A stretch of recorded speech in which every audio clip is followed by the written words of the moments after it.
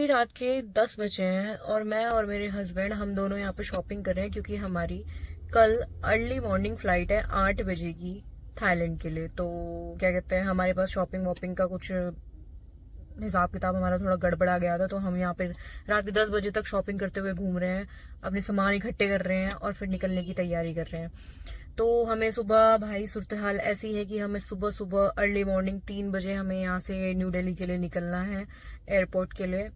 तो ऐसा लग रहा है कि सोने का तो टाइम ही नहीं है। इस वक्त सुबह के 3 बज रहे हैं और इतनी शदीद वाली नींद आई हुई है, बहुत ही भयंकर। लेकिन हमें निकलना है क्योंकि हमारी फ़्लाइट है कि 8 बजे की। लगेज भी रेडी हो गया है। चलिए लेट्स गो होते हैं और धीरे धीरे जैसे जैसे सूरत हाल होगी मैं आपको दिखाती रहूँगी। Bye bye. 3:54 सुबह के हम लोग निकल गए थे एयरपोर्ट के लिए और हम कैब से गए थे बेसिकली, और कैब भी हमारी ऑन टाइम ही थी, तो हम लोग एग्जैक्ट 3:54 पर सुबह सुबह निकल गए थे। कैब से हम टर्मिनल 3 पर उतरे और यहीं से हमने एंट्री करी थी एयरपोर्ट पे। टर्मिनल 3 पे हम लोग उतरे, देन क्योंकि हमारी एंट्री इधर से ही थी तो टर्मिनल 3 पे पहुंच के फिर हमने अंदर एयरपोर्ट में एंट्री शेंट्री करी और अपना जो भी प्रोसीजर होता है वो सारा प्रोसीजर हमने वहाँ पर जाकर प्रोसीड किया।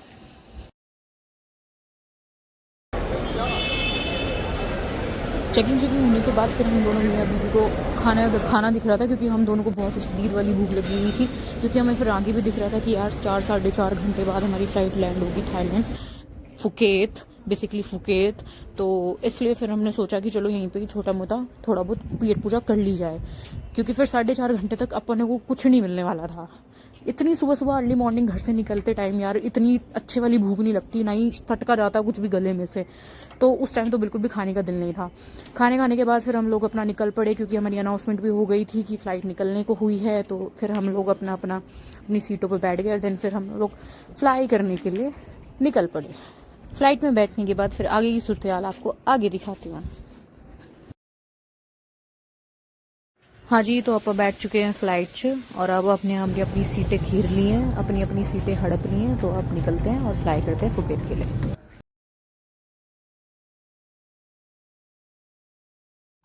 अरे भाई, एज़ यूजुअल मेरे बंदे का यही होता है, इसको ट्रैवल करने के बाद जब इसको अपनी सीटें मिल जाती होती है ना, तो इसको नींदें चढ़ जाती हैं। तो एज़ यूजुअल ये तो सो गया था और मैं यहाँ अपने बाहर के नज़ारे एंजॉय कर रही थी। हम फुकेत में एंटर कर चुके हैं और ये फुकेत की धरती हमें नज़र आने लगी है प्लेन से, ऊपर आसमान से। और ये नीला नीला प्यारा प्यारा सा पानी प्लेन से देख के तो भाई मज़ा आ गया था। रियलिटी में देखने का तो नज़ारे ही कुछ अलग होंगे इसको। हाँ जी, तो आ गए हम फुकेत इंटरनेशनल एयरपोर्ट। लगभग 4 साढ़े 4 घंटे लगे हमें यहाँ पे आने पे, न्यू दिल्ली से फुकेत। चलिए तो वेलकम करते हैं फुकेत में और अपनी जर्नी को चालू करते हैं।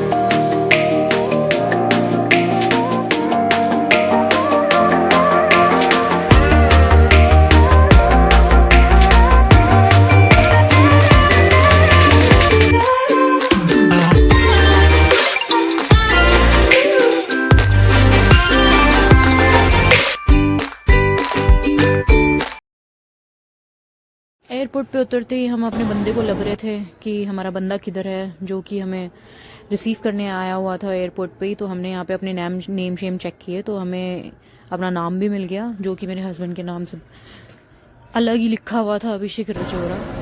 देन फिर वहाँ से हमारे बंदे ने हमें चुका और फिर हमारे होटल। तो गाइस अभी पहुँच चुके हैं फुकेत इंटरनेशनल एयरपोर्ट। तो यहाँ पे अब वेट कर रहे हैं अपने टैक्सी का। एक्चुअली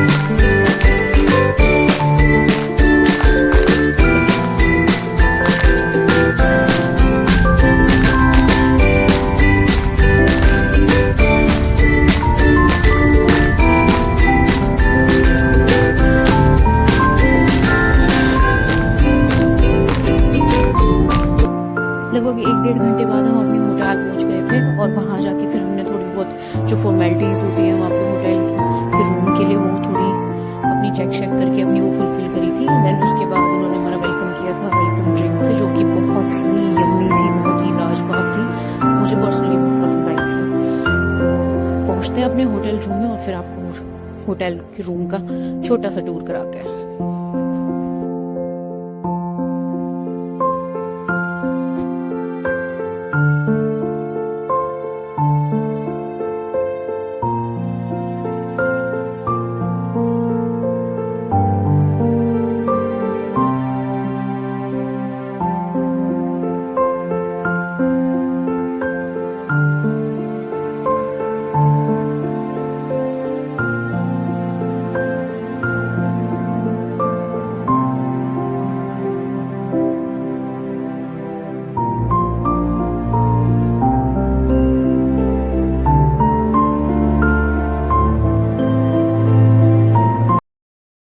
थोड़ा आराम फरमाने के बाद लगभग 1-1.5 घंटा बाद फिर हम दोनों अपना मियाँ बीबी थोड़ा मार्केट एक्सप्लोर करने के लिए निकल पड़े थे कि चलो चलते हैं और कोई इंडियन रेस्टोरेंट लब लेते हैं, क्योंकि भूख भी बड़ी ज़ोरों की लगी हुई थी। क्योंकि वहाँ पर तो ये सूरत हाल थी कि भाई हर चीज़ नॉन वेज थी, कुछ भी वेज था ही नहीं। और ले दे के हमें ये मसाला करके एक रेस्टोरेंट लबा जो कि बहुत ही वाहियात था, बहुत ही घटिया खाना था इसका। तो आप लोग थाईलैंड कभी जाएँ तो यहाँ का खाना कभी ट्राई ना करें। होटल की लगभग 1-1.5 किलोमीटर दूरी यहाँ पे अच्छी खासी मार्केट लगी हुई थी। यहाँ पे सी फूड ज़्यादा मिलता है और सी फूड का ही यहाँ पे स्टॉल्स वगैरह भी अच्छे खासे लगे हुए थे। मतलब बेसिकली एक तरीके से ओपन रेस्टोरेंट टाइप की जगह थी और यहाँ पे सी फूड ही सी फूड था। तो इंडियन फूड तो हमें वहाँ दूर दूर तक लगा ही नहीं, और इस मार्केट में तो सवाल ही नहीं उठता कि इंडियन फूड हमें दूर दूर तक उसके नज़ारे दिख भी जाए।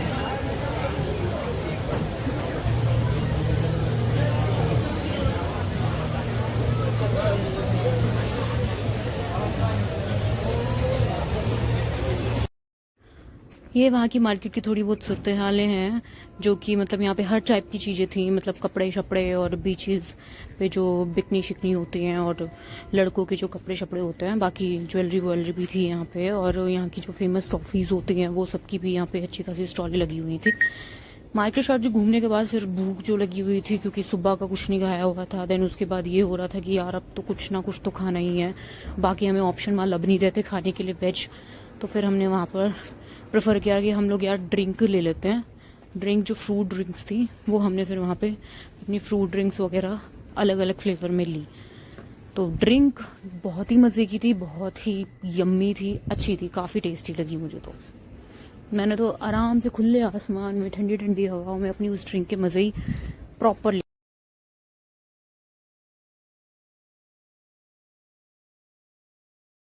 जूस वगैरह पीने के बाद फिर हमने अपने होटल की ओर का रास्ता नापा, क्योंकि हमें अर्ली मॉर्निंग सुबह जल्दी उठना था और हमारा बंदा ऑन टाइम पहुंचने वाला था होटल के बाद। तो फिर हम अपने होटल की ओर को निकल पड़े और अब आपसे सुबह। हाँ जी, तो अब आ गए हैं नाश्ता करने वास्ते। तो हमारे होटल च ही हमारा बुफे था, तो नाश्ता खाते हैं और फिर निकलते हैं।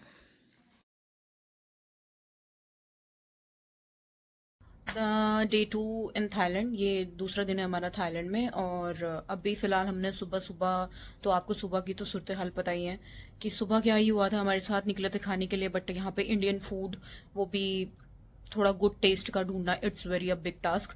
तो हम लोग ढूंढ ढूंढ के थक चुके थे। देन हमें मिला नहीं इंडियन फूड, तो हमने सोचा कि चलो स्नैक्स वगैरह कैरी ऑन करते हैं, स्नैक्स वगैरह खा लेते हैं। देन एक्चुअली थोड़ा प्रॉब्लम ये है कि मैं हूँ प्योर वेजिटेरियन एंड हस्बैंड भी वेजिटेरियन है, बट वो थोड़ा अंडा शंडा खा लेते हैं, लेकिन मेरा नहीं हो पाता, मैं नहीं खा पाती। तो दैट्स वाई सोचा स्नैक्स वगैरह ले लेते हैं। बट स्नैक्स में भी यही निकला कि सारे के सारे यहाँ पे जो स्नैक्स हैं वो सारे सी फूड से रिलेटेड हैं, उसमें crabs and all and non veg वगैरह सब कुछ इंक्लूडेड हैगा ही हैगा।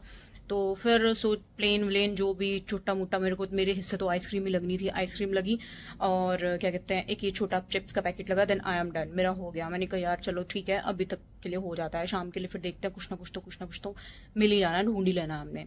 तो अब हमारा डे 2 है थाईलैंड में। तो अभी तक तो फिलहाल हमने ऐसा कुछ किया नहीं है। अब हम थोड़ा रेडी शेडी होके अब हम बीच जाने वाले हैं। तो चलिए लेट्स गो होते हैं।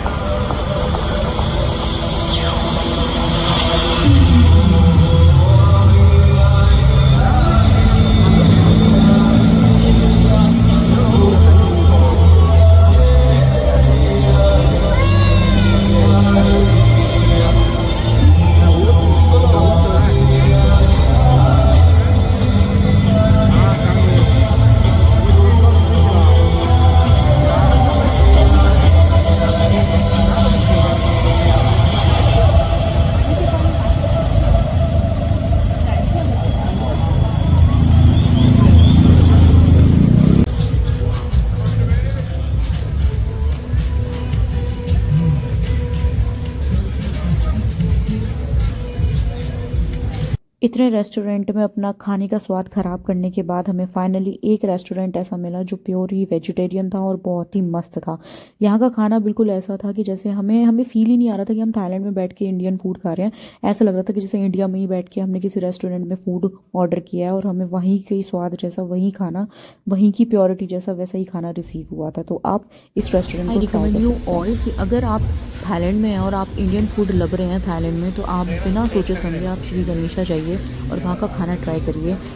बिल्कुल आप कभी भी निराश नहीं होंगे उसके खाने को लेकर। उसके खाने की प्योरिटी और उसके खाने के इंग्रेडिएंट्स और हर चीज़ बिल्कुल इंडिया की फूड जैसी है।